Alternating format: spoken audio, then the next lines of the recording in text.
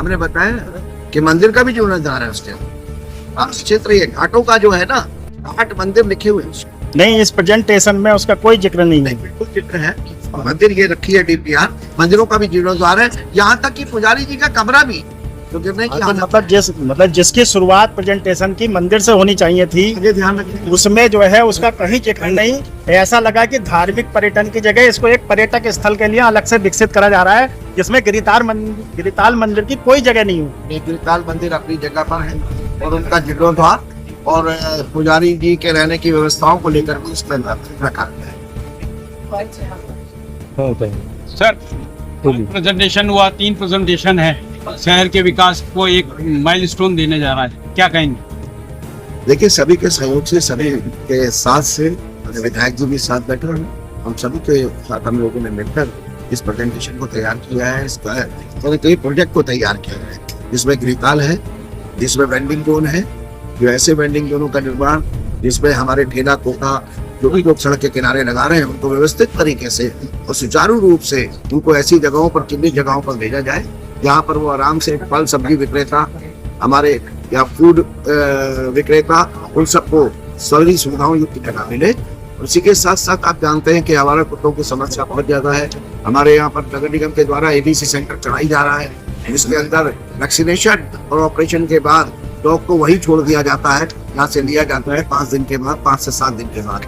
लेकिन उसके बाद छोड़ने के बाद फिर भी समस्या रहती है, शहर के जन बहुत परेशान है। इन परेशानी को देखते हुए डॉग शेल्टर होम की जो है यहाँ निर्माण किया जाएगा और इसको हम देश का बेहतर और सारी सुविधाओं युक्त, जहाँ पर हमारा कुत्तों के साथ साथ जो लोगों के पालतू कुत्ते हैं उनके लिए भी हॉस्पिटल का भी निर्माण होगा और हम उसको देश का बेहतर डॉग शेल्टर बनाएंगे, हम देश के बेहतर वेंडिंग जोन बनाएंगे। तो गिरिताल का जो प्रोजेक्ट देखा है उसमें हम अपनी धार्मिक भावनाओं को ध्यान में रखते हुए और मंदिरों का भी पुनरुद्धार करते हुए, उसका पुनर्निर्माण करते हुए और सारी सुविधाओं से युक्त एक ऐसा पर्यटन स्थल विकसित करने का प्रयास कर रहे हैं।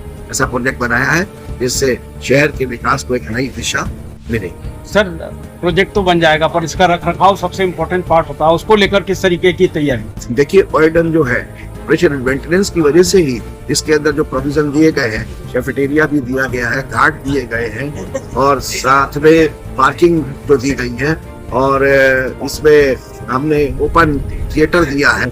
इन सब से ऑप्शन से आने वाली जो आय है उसके द्वारा इस पूरे पर्यटन स्थल का मेंटेनेंस किया जाए।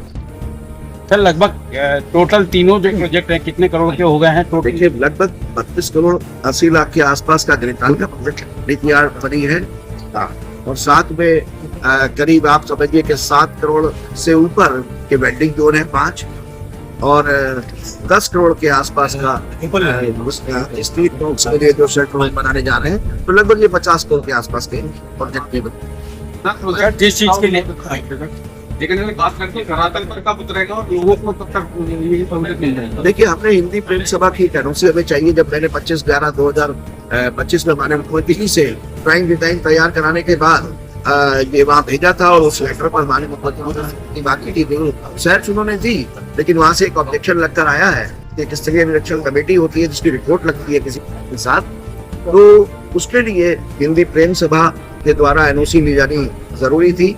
तो अभी उससे पहले 2-3 मीटिंग हिंदी प्रेम सभा के अधिकारियों के साथ हो चुकी थी, लेकिन वो एनओसी किन्हीं कारणवश नहीं मिल पाई है।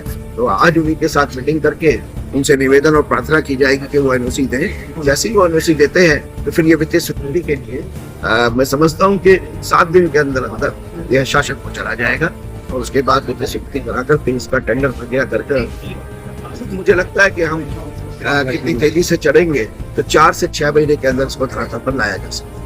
तो शिलान्यास से लेकर उद्घाटन तक दीपक पाली ने क्या समय रखा अपने आप? मैंने बोला ना कि 4 से 6 महीने का समय शिलान्यास, उसके बाद लगभग 24 महीने का समय इसे पूरा होने में लगेगा क्योंकि बड़ा प्रोजेक्ट है। तो आप ये मानिए कि आगामी 3 वर्ष में ये प्रोजेक्ट लगभग तैयार